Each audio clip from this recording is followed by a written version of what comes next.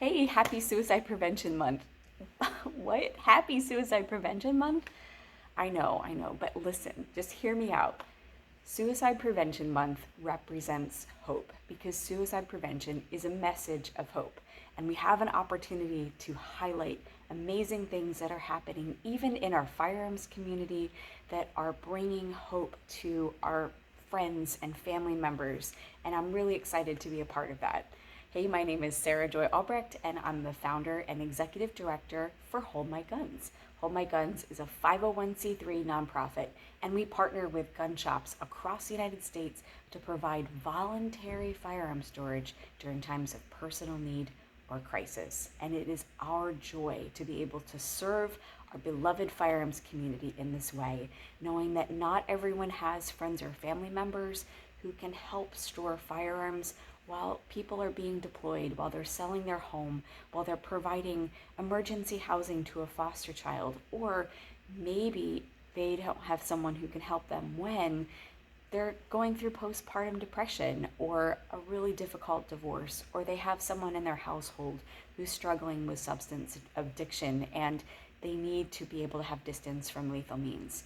We know that life has ups and downs, and it is our honor to be able to serve our community by providing this option through trusted storage partners.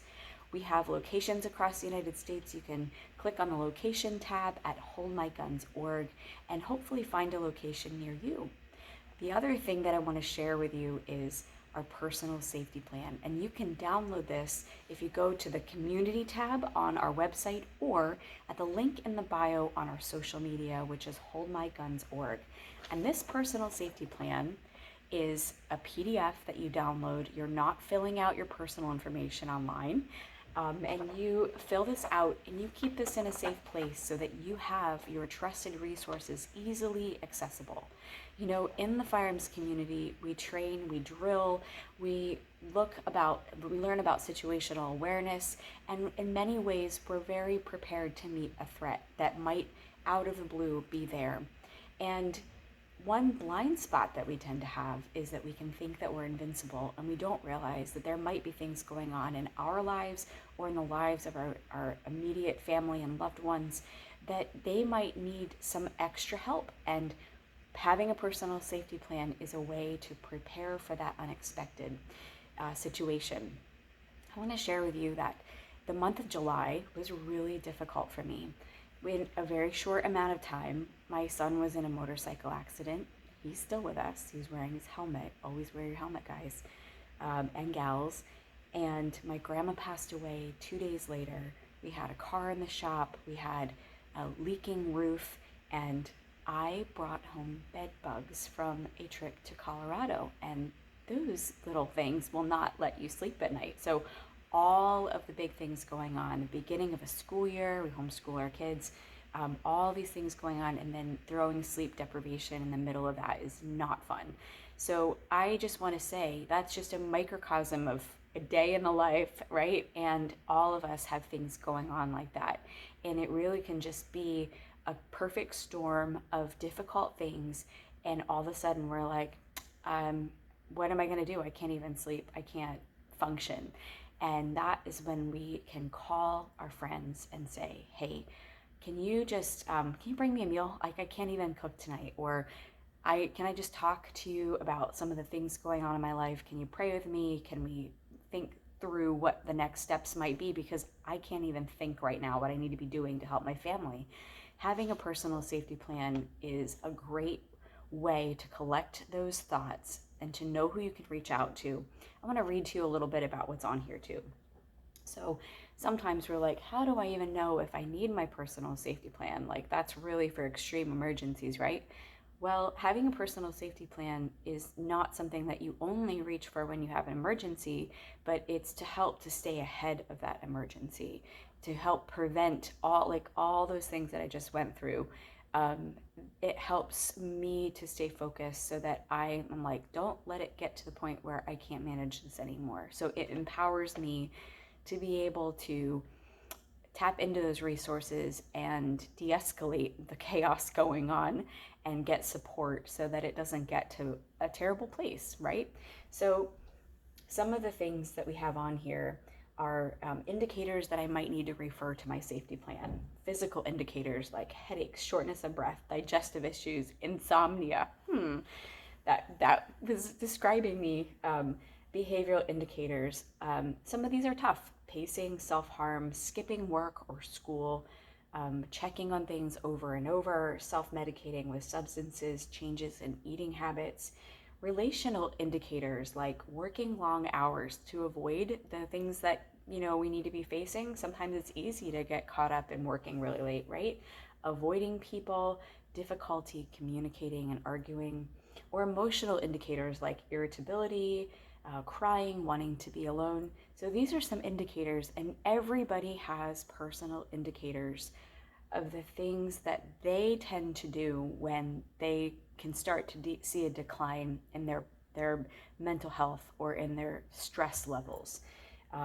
So also on here though, we have understand why I feel this way. Understand these warning signs tend to be set off by stressors like social situations, responsibilities, being reminded of a life experience or a stressful situation. And so understanding why you might feel that way might say, hey, I've been through a difficult time before where I lost a loved one in an accident, and I'm finding that I'm borrowing trouble when I'm worrying about what's happening in my own life, right? And then when there are warning signs, here are the things that I would like to do in order to help, right? So what are the care that I need for my basic needs? Taking a nap, eating my favorite food, staying hydrated. And there's a place to write those things on there so that you're like, oh yeah, I haven't taken a nap in a while. Let me start with that. Let me, my favorite food, oh, by the way, I really love strawberries. So like, I think I'm just gonna pick up a pint of strawberries and just sit and enjoy them and just have a moment to myself, right? To stay hydrated. It's like, oh man, I'm really stressed. I have a headache. I'm not feeling so great. When's the last time you had a drink of water? And I know these things sound trite, but they are just as important to protecting yourself and your mental health as it is to carry your firearm every day, right? So we need to be in the habit of making sure that we're giving ourselves the best opportunity to face the day. Things that might help, for example, are seeking comfort, like surrounding myself with things that bring happiness. When I'm really low, flipping through family photo albums is something that always brings me joy. Putting on praise music is something that helps me to focus on worship versus on, feeling really low and listening to music that I love sometimes. That can be really discouraging if you listen to the lyrics. Seeking change, like a change of surroundings, a change of sensations. For me, when I feel like I'm stuck, if I take a shower or a hot bath, it really just changes up the sensation around me and it helps me to have a moment of clarity and to relax. Going for a run or weightlifting, I love those things. And thinking about phrases or grounding thoughts that are really a comfort to you. So writing those things down when you're feeling like, man, I'm feeling off. Oh yeah, like past self wrote these things down to remind myself today that there are things I can be doing to feel better. And then also on here are the names of 3 friends that I can call, talk to, or visit with at any time. And there's a place on there for 3 people. And here's a tip: if you have someone in your life who could benefit from a safety plan like this, start by saying, you can add me as your emergency contact, and I want to share this with you. There's also a section on here for lethal means, but it's in the context of all of those other things.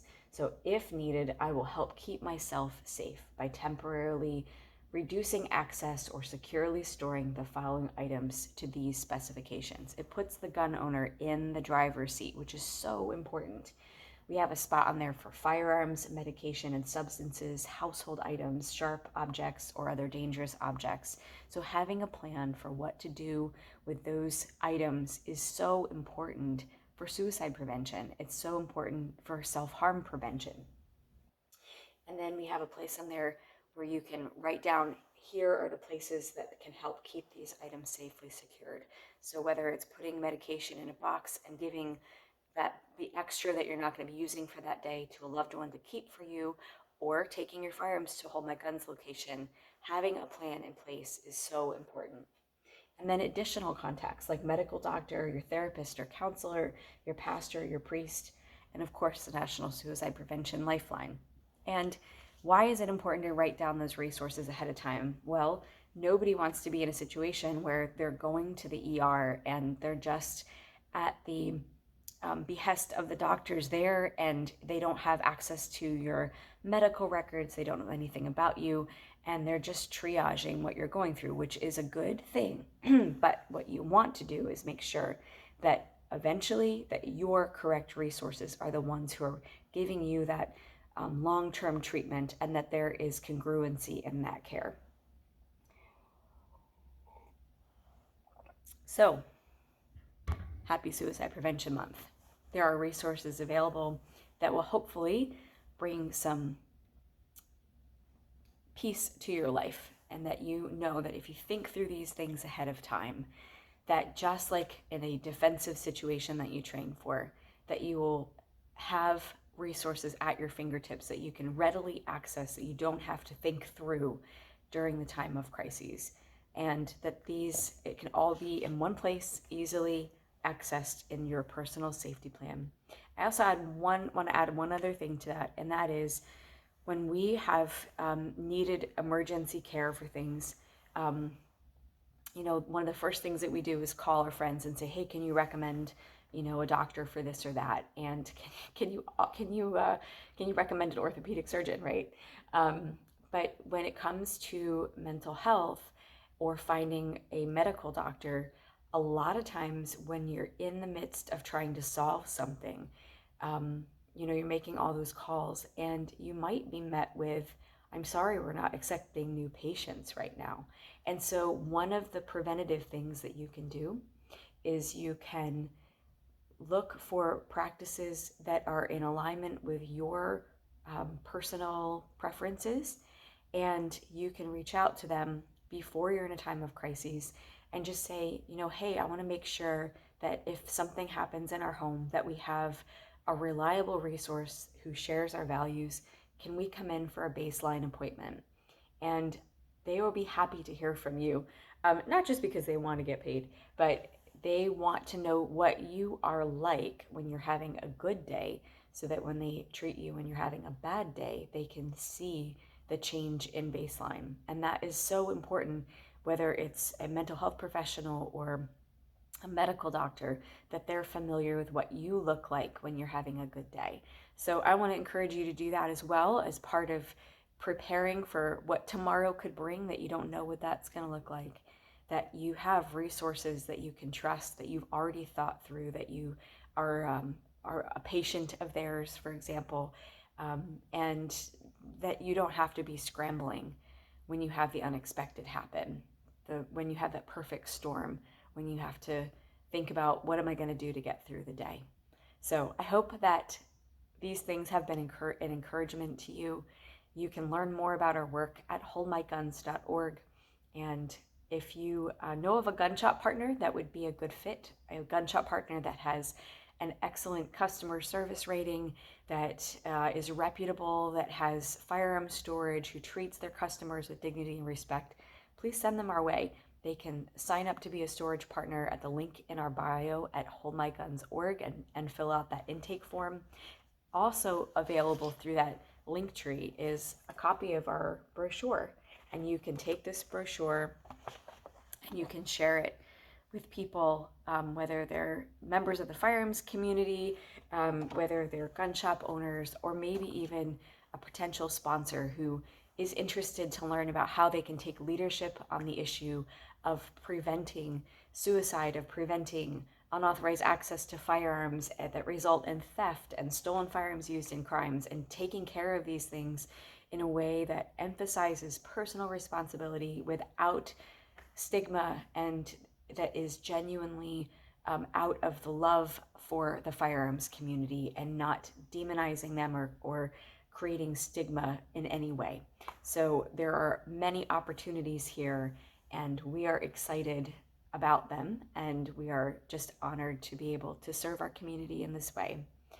All right, guys, as you go forth, I want for you to be thinking about ways to bring hope in the lives of others, especially during this month. It's a good reminder that that there are many risk factors out there, but there are also many protective factors. And the firearms community is a suicide prevention. It is a protective factor that we have and that is strong and is one that I think might surprise a lot of people.